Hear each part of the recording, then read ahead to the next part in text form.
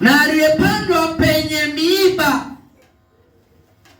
Kwa hiyo huyo aliyepandwa kwenye mwamba, yakija uzia, ukija adha yoyote, shida yoyote, uchukizwa, anayaacha mambo ya Mungu. Mungu akubariki sana. Lakini naye aliyepandwa penye miiba, aliyepandwa penye miiba, huyo ndiye alisikiaye neno na shughuli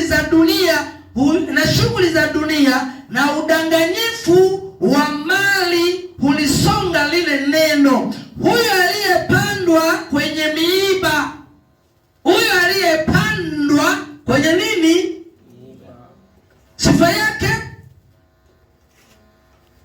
shughuli za dunia. Na ndio maana leo watu hawaendi kwenye ibada, wakwambia mpendwa nimebanana, mpendwa nimekabwa, mpendwa hapana, shida zimenipana, mpendwa najua watoto wanakulaje. Sasa Mungu haipani hawajui watoto wako. Muulize jina lako, Mungu hawajui watoto wako. Kama una mtoto, kama una mtoto usimuulize. Bwana Yesu asifiwe sana. Kama umekaa kama ndani hapa kama na mama, eti mama unijui. Anajua kabisa mimi nina watoto. Wa kwanza ni Renata na wengine. Tuko pamoja. Mungu anajua watoto wako, na ndio maana nasema nawajua wanijuao na wanipendao, waliozishika amri zangu. Hasa kama Mungu anakujua wewe, unaleta sababu. Unajua mpendwa, mambo ni mengi. Ada ndio usiende mambo ya Mungu. Ada ndio usiende kumfanyia Mungu ibada. Ada ndio nakufanya usiende kumfanyia Mungu ibada. Ada. Maajabu sana. Mwambie jina lako ni maajabu sana. Shida na matatizo biashara. Naambia unajua ndugu yangu, kwa biashara kangu, unajua Jumapili ndio watu wengi wanakuja kwenye biashara. Jumatatu huwa ni wachache, alafu Alhamisi sio sana, lakini wanakuuza kama wanakuta pale kama 5,000, 7,000. Lakini Jumapili unapika mpaka 15. Na balance. Una balance ya Mungu. Bwana Yesu asifiwe sana.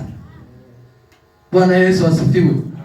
Unatakiwa umwambie Mungu kwamba siku ya Jumapili naenda kwenye ibada, alafu Jumatatu unifanyie iwe kama Jumapili. Maana Jumapili napataka 15,000, lakini Jumatatu nikapata 20,000. Hiyo ndio hazina ya wewe kujulikana kwa Mungu. Mwambie Mungu yale yaliyoko mbele yako. Wewe Mungu unanijua na mimi nakujua. Najua Jumapili ndio chochote naokota, lakini mimi naitoa Jumapili naipatika Jumatatu, naitoa Jumapili najipatika Jumanne, ili baraka zako zikazidi kumiminika. Utashangaa Mungu anakuletea Jumatatu wateja waliotakiwa kuja Jumapili. Inashangaa Mungu anakuletea wateja siku ya Jumanne, kwa sababu wewe ulimwambia Bwana Jumapili naenda kukufanyia ibada, alafu siku zingine niletee wateja. Maana tayari nimeburudika na wewe, umeburudika na mimi, kwa sababu ninakupenda. Sema amen. Cha kwanza angalia upande wa Mungu, alafu cha pili Mungu ataangalia upande wako. Nipungie mkono hewani.